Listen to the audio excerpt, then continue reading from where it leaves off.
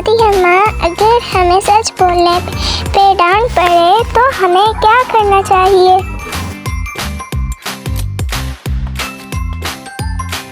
बेटा अली, आओ पहले बात समझ लेते हैं।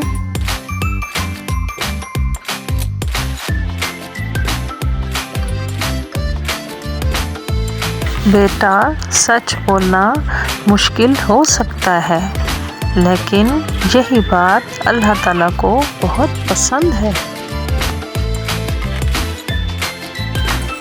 ये पेंसिल मुझसे टूट गई थी, मैं सच बोल रहा हूँ।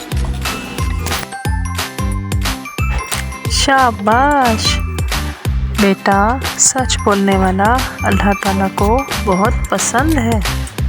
आपने अच्छा किया सच बोलकर। अब अली हमेशा सच बोलेगा। अब देखिए कि अली नेक्स्ट वीडियो में दादी अम्मा से क्या सीखेगा।